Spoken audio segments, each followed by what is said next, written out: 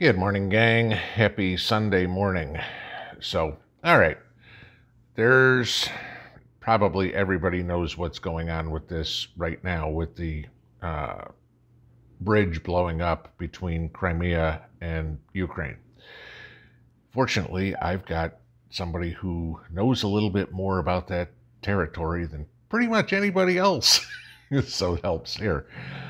I want to give you a little bit of information on this. All right, and we're going to start with the most important part.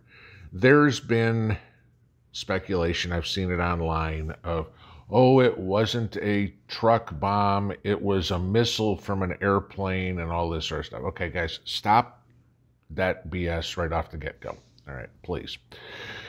You think about it, the only way that's going to happen, there'd be radar of that one. Just saying, somebody'd see a plane. Okay, go watch Monkey Works. A guy can track a mosquito through anywhere. So, yeah, not a problem. But this was a truck bomb supposedly filled with fertilizer. So now think of the Oklahoma City bombing 30 years ago. Same concept. This is where it gets interesting, and this is where Mrs. P winds up a huge asset to all of us.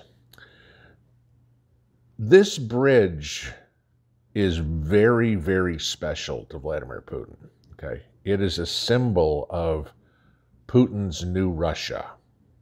I mean, this is his baby, all right? So not only is this probably Ukraine taking out a transportation hub between Russia and Crimea, this is also sticking a finger in Putin's eye.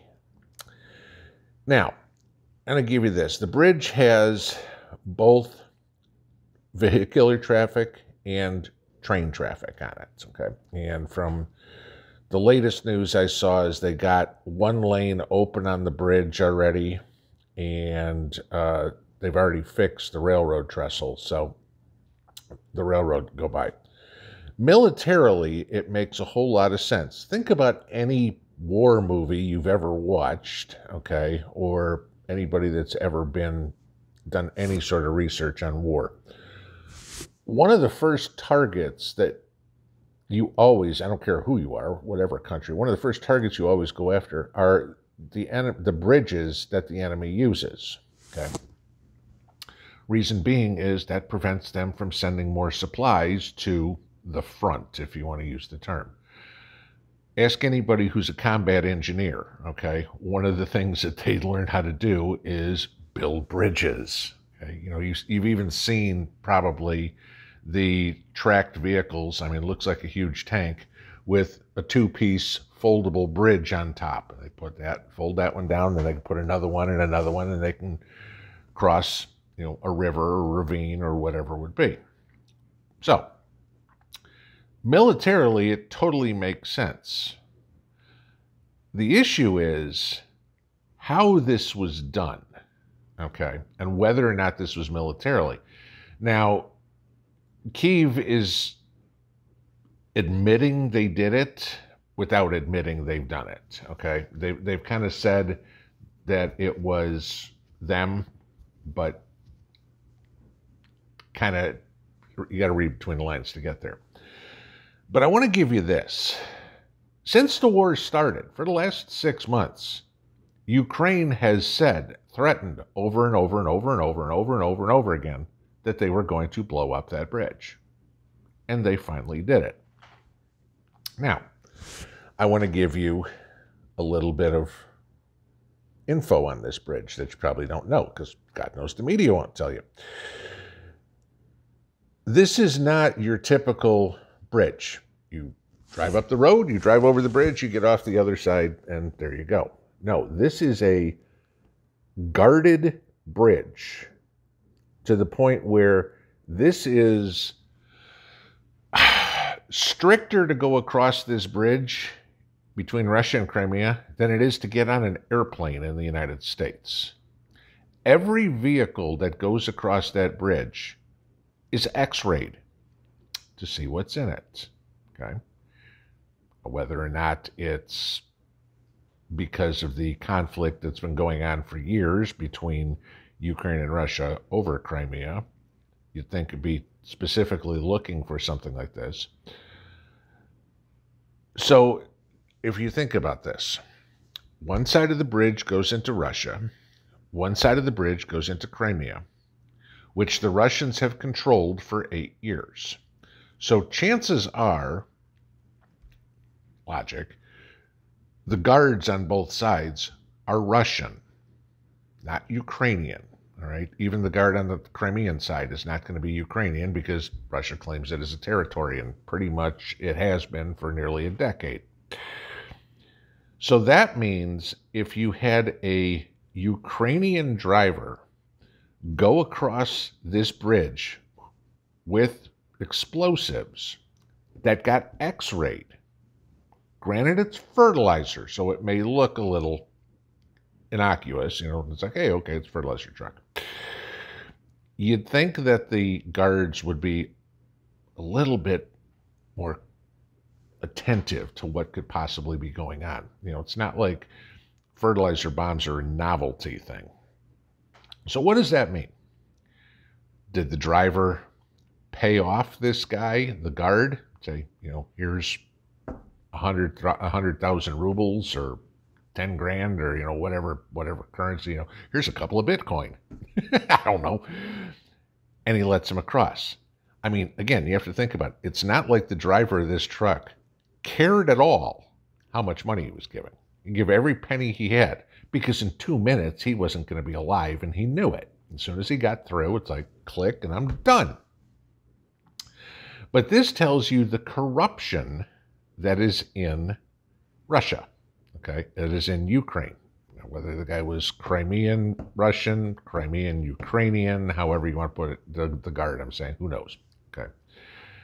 But how do you get something like that through an X-ray machine, through an inspection? Think about coming across the border. If you've ever driven across the Canadian border or the Mexican border into the United States, pretty simple. Do you have anything to declare? No, go on along. They don't run you through an X-ray. Over there, they do. Okay. So this is, you got to start looking at how this happened. Chances are it was somebody who was Ukrainian. Okay, you got Ukrainian ID and you give it to the Russian guard, he might want to question you. Okay. So you got to think this guy had fake ID. Gee, that's real difficult to come by in Ukraine, right? Okay, in Russia. That's we've talked about this before, about the fake ID factories in Moscow and the FSB and all this sort of stuff. So you've got a guard that didn't do his job. You've got a guy trying to commit suicide, probably with a fake ID, okay, who didn't care about money. All right. And then this is what happens. So now the question comes, what does Russia do to retaliate? And this is where everybody starts freaking out. Oh my God, he's going to use tactical nukes. Okay. Is Putin pissed? Oh, absolutely. Happy birthday, Vlad. This is what you got the day after your birthday. He turned 70 years old yesterday, Friday, in case you didn't know when this happened on Saturday. So, is he going to use tactical nukes? He could.